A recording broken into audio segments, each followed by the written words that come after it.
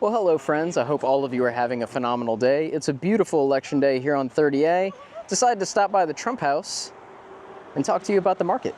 All right, you guys, I stopped into the Lodge 30A here at Greenway Stations. Beautiful little hotel, tucked right up in sort of like towards the middle of 30A. Really pretty in here. I like to come in here and work sometimes, but nice and quiet. That way I can sit down and actually look at the data with you guys. So without further ado, let's dig in. We're going to dig into this live, so let's get straight into the most recent data for October. So this is looking at all of 30A. So just a reminder, when I'm talking about 30A, I'm talking about areas south of Highway 98. This is typically an investor market. There are some full-time communities, but by and large, this is the investor market. This is where your vacation homes are, and this is where everybody wants to be. So looking at that, we can see the number of listings has come down. That's pretty typical for this time of year. What's interesting is seeing where listing prices and our sold prices are actually climbing. Personally, I think that this is because there are fewer listings coming on, but they're at higher price points. We're seeing a lot of high value properties moving, and I think that could be driving that up. Our absorption rate is still extremely high, sitting at 12 and a half, 13 months, so over a year's worth of inventory. And then our sold to list ratio has dramatically declined from what we've seen historically. Generally speaking, we see that around the 95%. We've seen that drop down to sub 90 over the last month, which is actually a good thing. I think that we're starting to see an adjustment in that. And then days on market has, it's been up all year, but it has gone up even more. And again, that's pretty typical, especially considering today's election day. And the election has no direct impact on the real estate market, but it does have an impact on buyer confidence. So that's going to drive behavior. So it's not surprising to see that, but if you're listing your house right now, you can expect for it to sit for at least 4 months. So that's probably another reason that we're not seeing a lot of new listings come on the market, simply because in order to sell, it's going to take so long because there is such a small pool of buyers right now. So I want to talk a little bit about that actually, because what's interesting in our market in particular is that a lot of owners here have gained a lot of equity over the last few years, but in order for them to liquidate that, they'd have to wait 4 months to sell it. They're going to have to negotiate down because by and large, by all these metrics, it is a buyer's market. But despite that, we're still seeing list price and sold prices coming up and kind of hovering, staying around that 2.7 up to like 3 million mark. But there's so many hindrances right now for buyers. Unless you're buying cash, and there's it's like a totally different market. There's a cash buyer market, and then there's a financing market along 30A, and both of those are wildly different naturally. So for anyone financing right now, interest rates are still hovering around that 6-7%. Supposedly we're going to be seeing a quarter point rate drop in the near future here, but who knows what's really going to happen there. And then obviously the election and what kind of policies come into play after that are going to account for some of those changes as well. But sellers that do own their homes outright, they have the equity, but in order for them to make a lateral move, they'd have to wait for the right buyer to come along and do that. And I think that most sellers at this point are kind of in the mindset that they'd rather just hold on to it. They've gained the equity, but it's harder to move that equity if they wanted to do something different. So they're perfectly comfortable just holding on to it until the market kind of shifts a little bit in their favor. Because right now, if the buyer comes along, by all intents and purposes, they have the upper hand in terms of negotiation, simply because if a seller really wants to sell, they're going to have to meet that buyer closer to their terms in order to make that happen. Now, as far as the owners that have financed their properties, we are seeing really low delinquency rates in mortgages. 38% of all homeowners are mortgage free. Basically 62% of homes that have a mortgage, only less than 2% of them are delinquent. Mortgage delinquencies are historically low right now.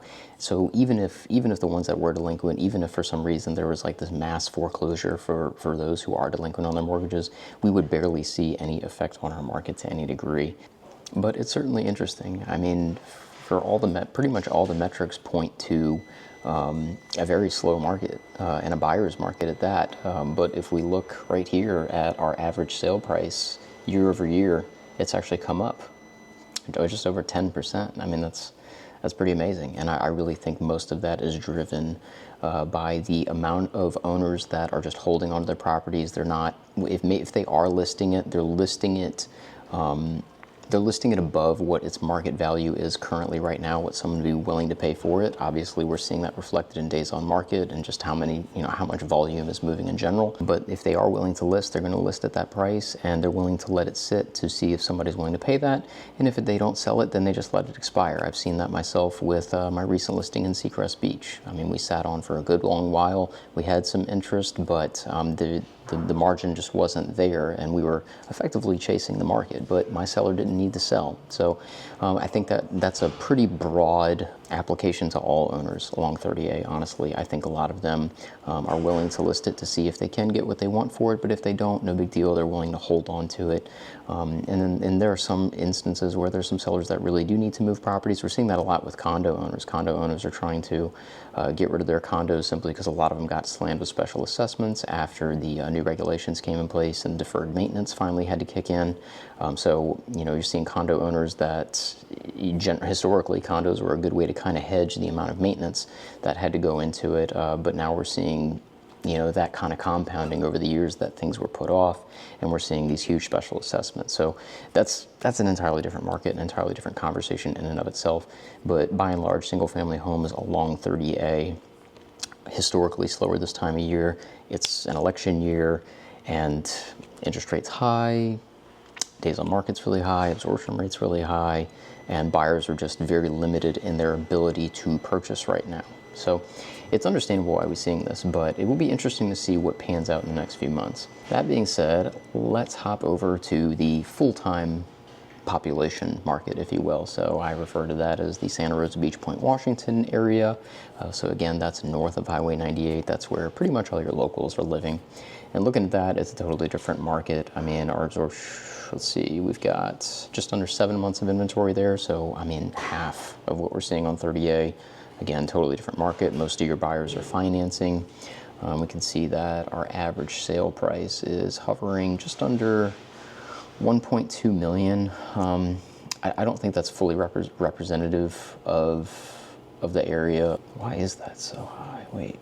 I think that's very skewed. If we look, last month and previous months, we're seeing more sub 900,000. So I can tell you from checking the hot sheet every day, there are very, very few properties coming on in this particular market. And the ones that do, this includes like some of those bayfront homes. So I think that's what's driving that price way up there. I think what's probably more realistic is still somewhere in that 800, 900,000 range. But there's, between D.R. Horton and there's a lot of other little developments and townhomes and stuff that offer like sub 600, sub 500 properties, and brand new stuff too as well. That sold to list ratio, so the level to which you can negotiate with a seller on the price, a little bit higher than we see on 30A. Again, totally different market. Days on market is substantially less as well. Still high, like 3 months, 3.5 months, something like that. And then looking year over year, we can see that that has gone up 63% since last year. That is pretty crazy. Now, that being said, I really do believe there have been a lot of very, very nice like bayfront and like posh community brand new homes kind of come onto the market in the last few months. So I do believe there is a driver there. I don't know that this is fully representative of what we're going to see in the future. I think in the future we're going to see this number kind of come a little bit closer to this and something a little more realistic. 63% is not wholly accurate in my opinion. But our absorption rate pretty 10%, a little 10% higher, not too much different than we saw last year. And I can tell you, just from personal experience living here, it's a little bit of a struggle with the single-family home market right now. There's a lot of developers building apartment complexes. We've had more apartment buildings built in the last few years. It's crazy, but it's because so many people need affordable housing, and there's not much of an affordable housing market right now. That's why D.R. Horton excels at what they do, because they're the ones building what people can actually afford to live in. So again, it's going to be really interesting to see what happens after today, obviously, and how that's going to impact the market over time. But I do believe that right now is a really good opportunity if you are a buyer and you're really looking into wanting to do something, especially like before the end of the year for tax purposes maybe or something like that. There is a really good opportunity simply because the inventory is there. And that's not to say, you find a property you really like, maybe that seller's not in a hurry to sell, they may not be very big on negotiation, but it is always worth asking, and you never really know who's going to be the one that's ready to go. So there you have it, friends. That is our market update in a nutshell. Otherwise, it's an absolutely beautiful day outside, and no matter who wins today, we're going to be here to answer any questions you have, provide any value, and help you make informed decisions. God bless America. God bless you. Everything's going to be all right, guys. Have a blessed day. Take care.